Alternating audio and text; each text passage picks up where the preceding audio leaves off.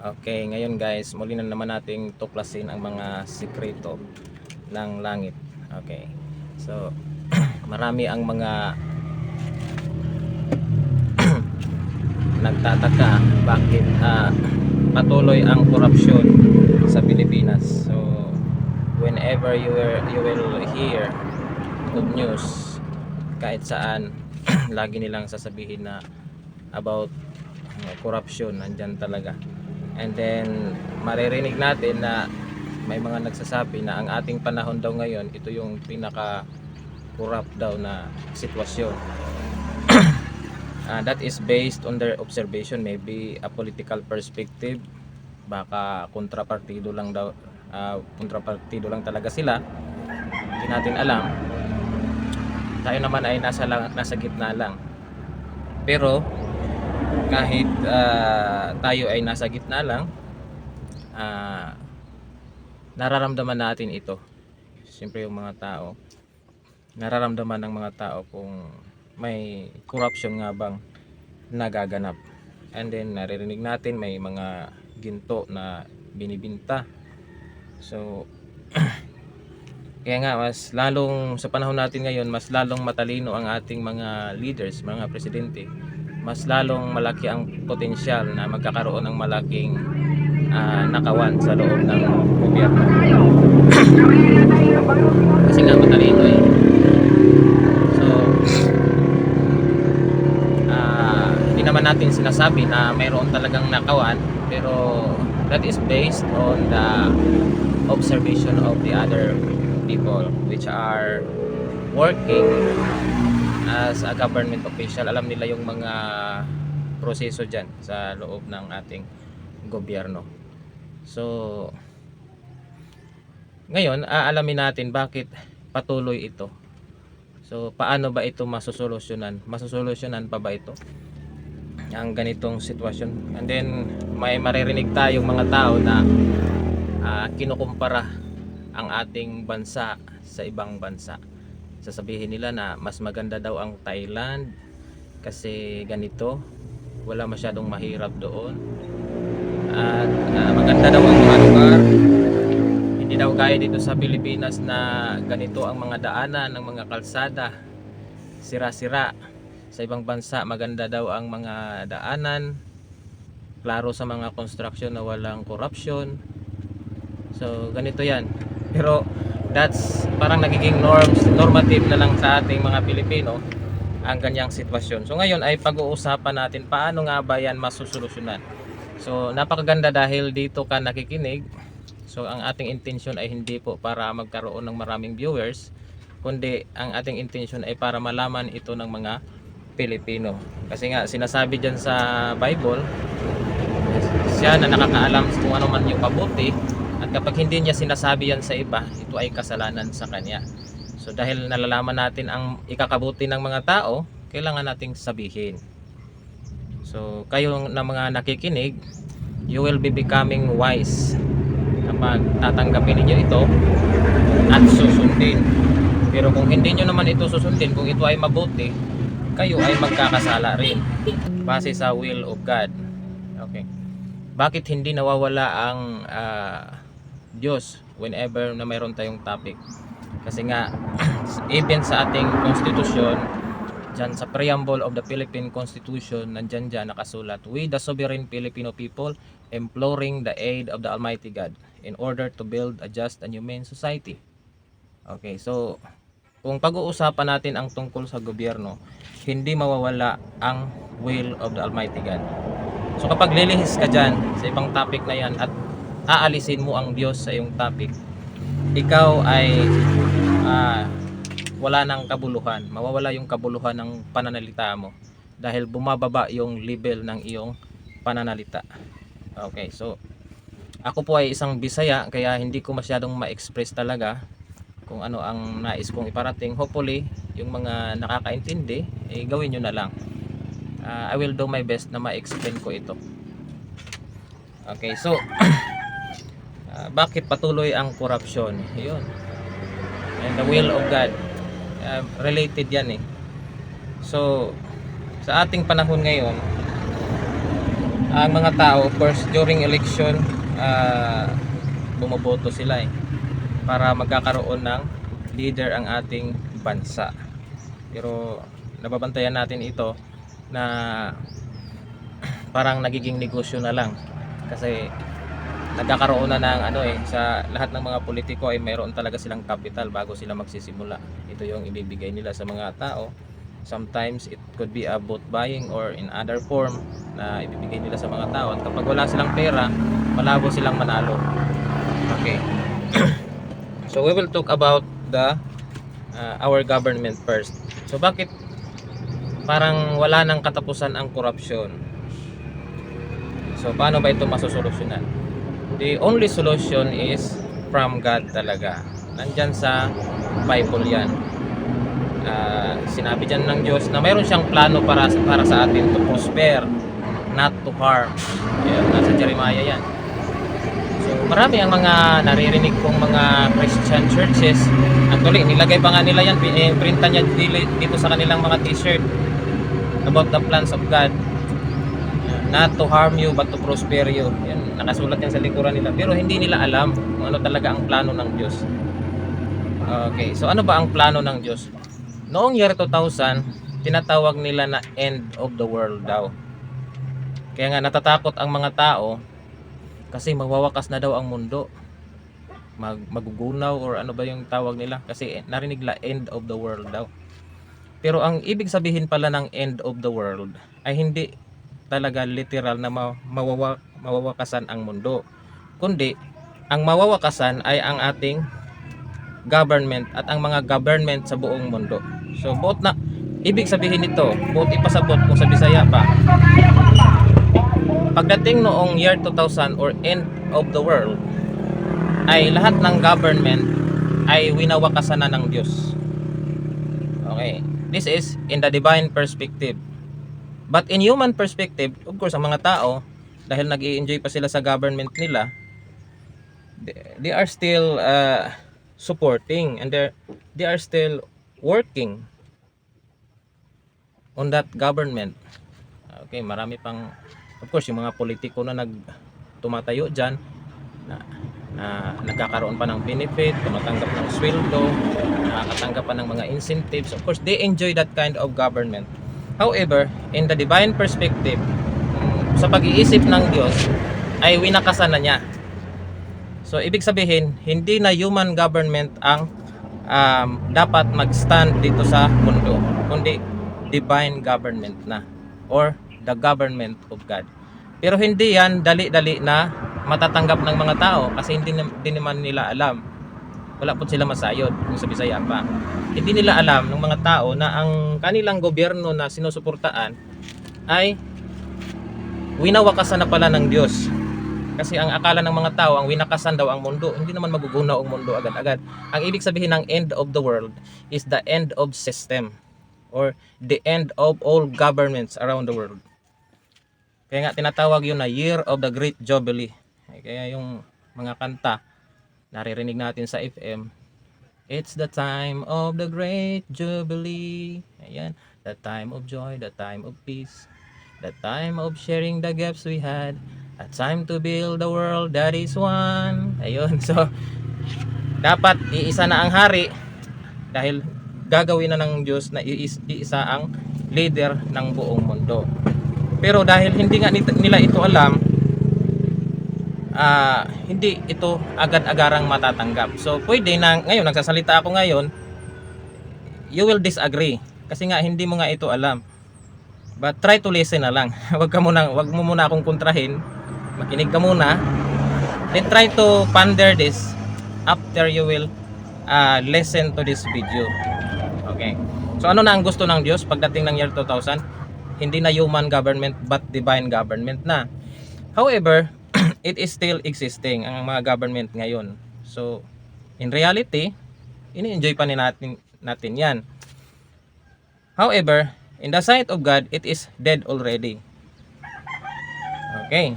So babalik tayo sa illustration about the mindset of the people and about the governments of the world. Sa simula, noong unang panahon, walang gobyerno. may mga tao na walang Diyos. And then nagkakaroon naman ng mga governments just like the monster governments or the dragon system. Ito yung mga gobyerno na kadalasan ay dictatorship. Just like the government of Egypt, na naririnig natin na the Jews were, the Israelites were maltreated kasi nga this is an extreme dictatorship. And then in our time, yung dragon system makikita natin sa China and other countries. And obviously kasi nga sa China, makikita natin yung dragon na sinasayaw nila, iniisa-isa nila, ilang isayaw-sayaw during pista. That's the sign that they are using the dragon system. Okay. Kaya nga even in the Philippines, parang sineselebrate natin yan. Pero hindi naman natin alam kung ano ang root niyan. So, another government is the preparatory government. So, listen carefully. Kasi nga, this is a very crucial knowledge na kapag hindi mo ito maintindihan, patuloy yung pag-iisip na kulang sa kaalaman. Kaya nga you will be becoming wise today kung maintindihan mo ito. Another type of government is the woman system. The woman system has negative and has positive. Pero meron siyang iba't ibang paraan sa kanyang manifestation or pagpapakita. Una is woman system in a form of religion. Okay. Ano yan? Babae ba yan? Literal ba na babae yan? Hindi. That is a manifestation of a government. So, para siyang babae. Okay. Kaya nga, pag titingnan mo dyan sa I think 2 Corinthians 11 verse 2, sinasabi dyan ni Apostol Pablo na ang iglesia ay inihalin tulad sa isang babae. Okay.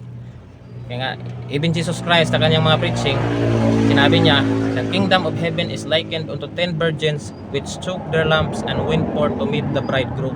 Ayun. So, ang lahat ng mga religion pala, relihiyosong tao ay inihalin tulad ni Kristo sa isang babae na hindi pa nakaranas ng pag-aasawa. Okay. Another form of the woman system is politics. Okay. Politika.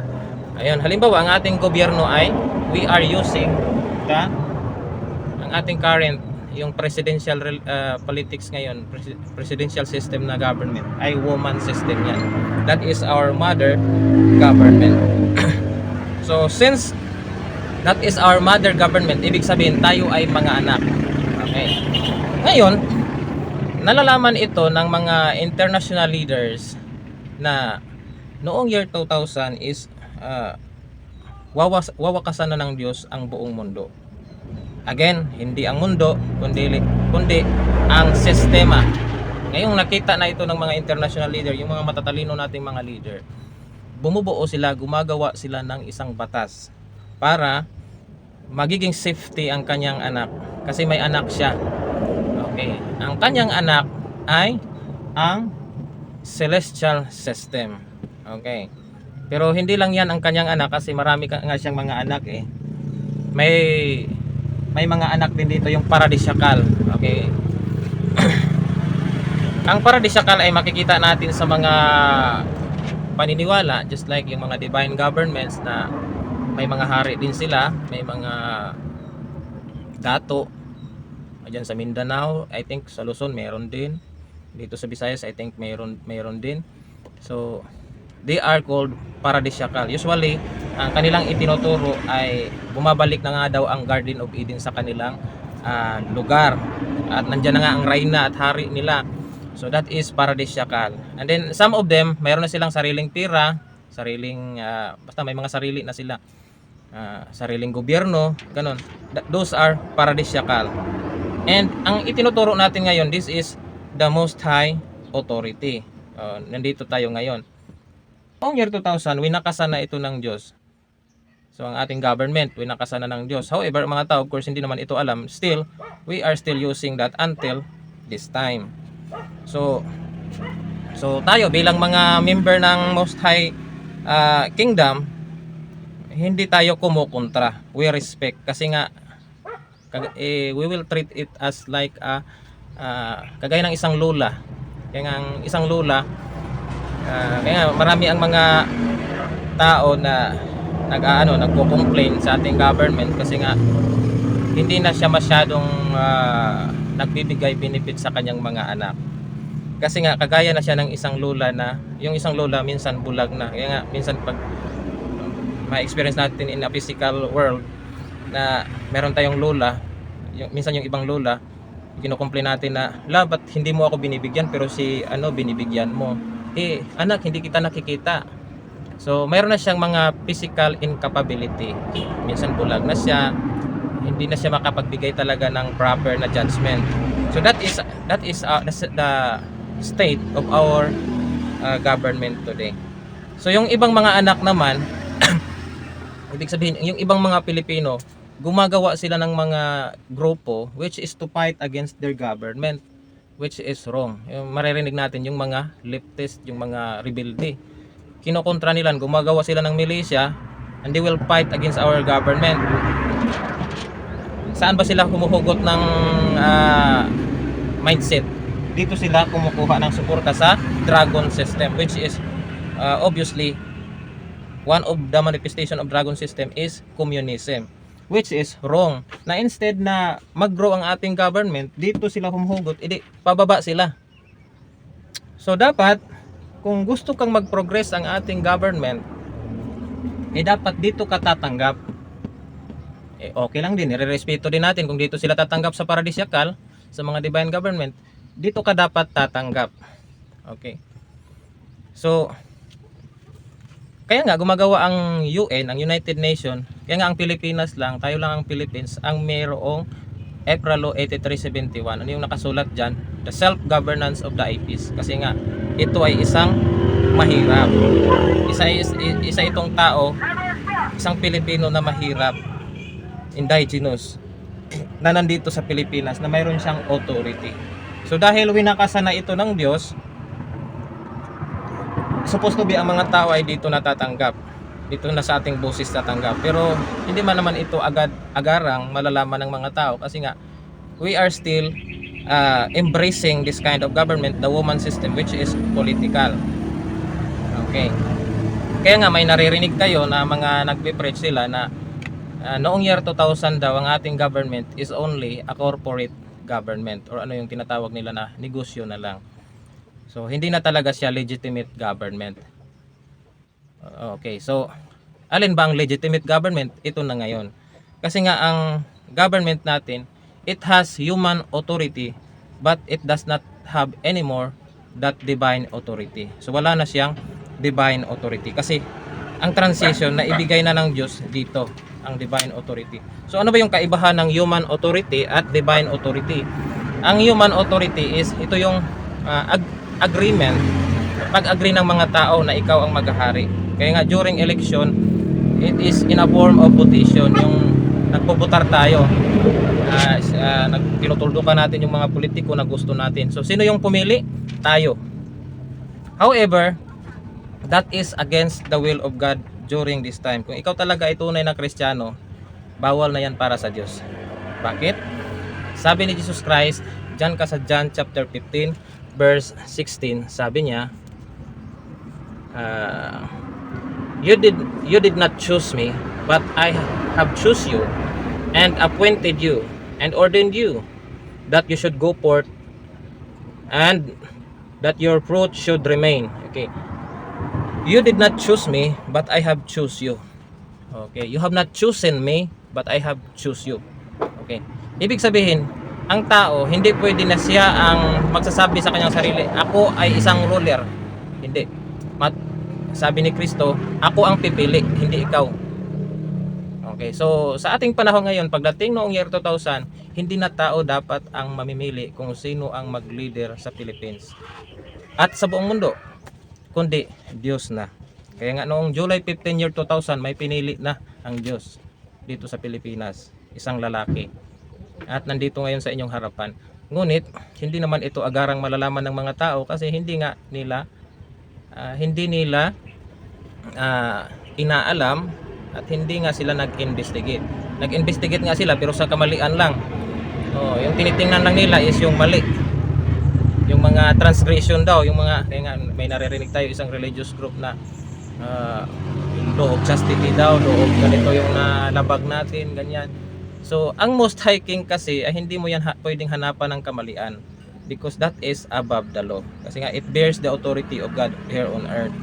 That is a Most High King. Tapos hanapan mo ng kamalian. So kagaya ng panahon ni Jesus Christ, pagdating ni Kristo, hinahanapan nila ng kamalian, hindi naman yun pwede. Hindi mo pwedeng hanapan ng kamalian kasi you are only using the woman system. Okay, so sana'y naintindihan natin ano yung mga babae dyan, drawing mo, Brad. Ano yung mga ahas dyan. So, so yung mga nakakaintindi, you are obliged talaga to share this. And you are obliged to, there is a responsibility in you na kailangan mo na talagang isiwalat ito in a form of a mission. So, kaso pag hindi mo ito sinasabi sa iyong mga kapitbahay, ikaw ay nagkasala. Okay. Makikita natin yan sa scripture. Na kung sino man yung tao na nakakaalam kung ano yung mabuti, tapos hindi niya sinasabi sa ibang tao, siya ay nagkasala. So, wala ka ng kaligtasan.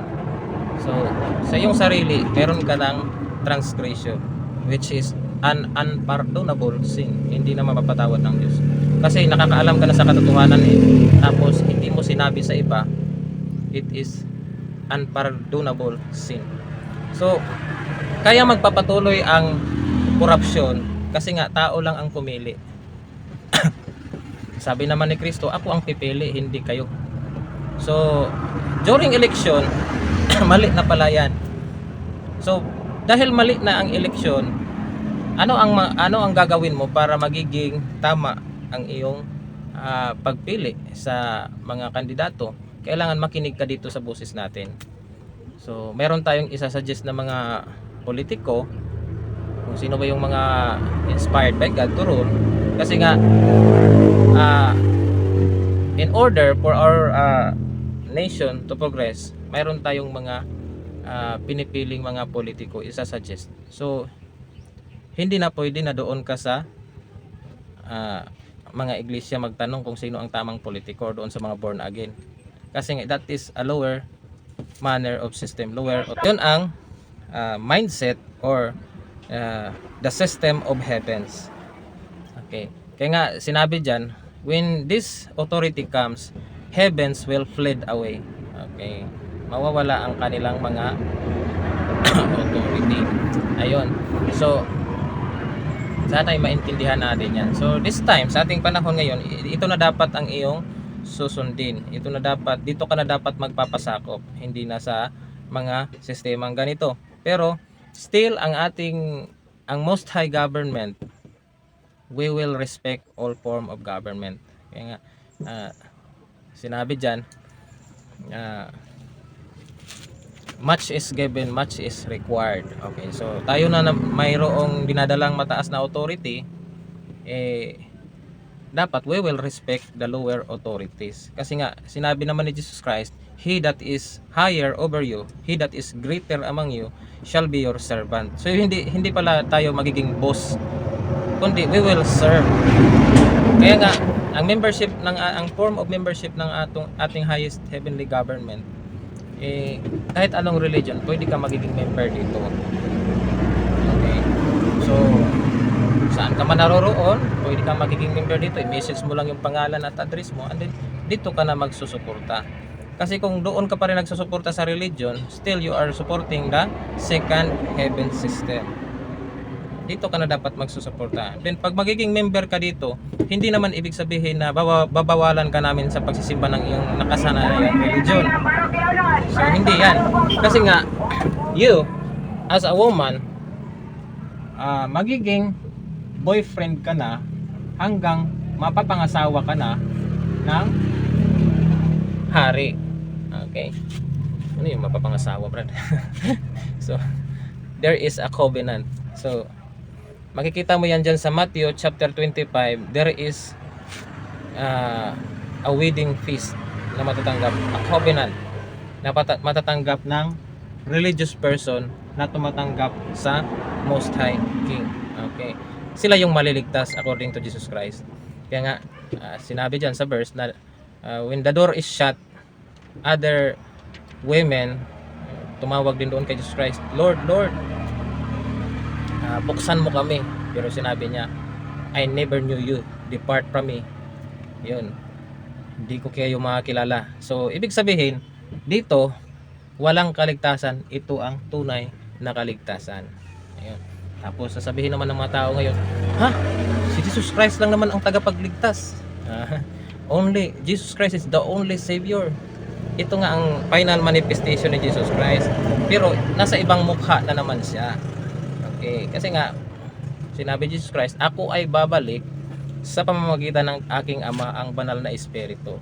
Ayun, makikita natin yan sa John chapter 16 verse 12 and 13. Sinabi niya dyan, howbeit when He, the Spirit of truth is come, He will guide you into truth. Okay, so ito na ang Holy Spirit, ang kanyang Ama, ang magdadala ng kanyang authority, which is higher than Him. Kaya nga sinabi ni Jesus Christ na, my Father is greater than I. Okay, mas mataas pa lang authority nito kaysa sa kanya. So higher crown of kingship. Kaya nga tinatawag yan na Most High King. So blessed pala ang Pilipinas na mayroon siyang Most High King ngayon. Kaso nga lang, hindi naman niya alam. Hindi alam ni Miss Philippines. Okay, so dalawa ang Miss Philippines natin, yung religious person and political person, which belong all to the second heaven system. Okay, ituro na natin yan. This is the first heaven system, second heaven, and this is the third heaven system. Ang third heaven system ay nagkakaroon ng dalawang classification, ang level, ang paradisiakal at ang celestial level. Kaso nga lang, this is hindi ito nalalaman ng mga tao, kasi usually pag titingnan mo yung ngayon sa Facebook, puro na lang kabulastugan yung mga video. Kasi nga yung mga video na mga papunta sa kabutihan or papunta sa knowledge, wala namang nag-review. Kasi nga ang mga tao ngayon gusto nila yung mga patawa na lang. Ito kasi patawa lang, dito ako magre-react. So nagiging viral yung mga patawa lang, pero yung mga video na magbibigay sa kanila ng progress sa kanilang bansa at sa kanilang lugar, sa kanilang sarili, mawawala ng mawawala ng popularity. Kasi nga wala namang mag-view sa mga ikakabuti ng mga tao. So kayo na nakakarinig nito, you are chosen by God. Hindi ito aksidente na narinig mo ito. May purpose ang Diyos. Nagawin kanyang instrumento para may siwalat ito at suportahan ito. So kung hindi ka marunong mag-preach, pwede kang mag-support in a financial term. Pwede mo naman suportaan ang mission natin na hindi ka na kailangang mangaral doon. Dahil wala ka ng paa or hindi ka na nakakakita or bingi ka na, physically you are unable to preach. So pwede ka na lang magsuporta dito. Pero kung nakita mo ito pero hindi mo naman sinusuportaan, ibig sabihin malaki yung pananagutan mo doon sa Ama. Kasi nga ang bagay na nalalaman mo ay hindi ito ordinaryo. Hindi ito kagaya ng mga knowledge na itinuturo ng mga vlogger dyan. This is the highest knowledge of the highest authority. Again, maraming salamat. This is your Lord Rene, the Most High King of the highest heavenly government.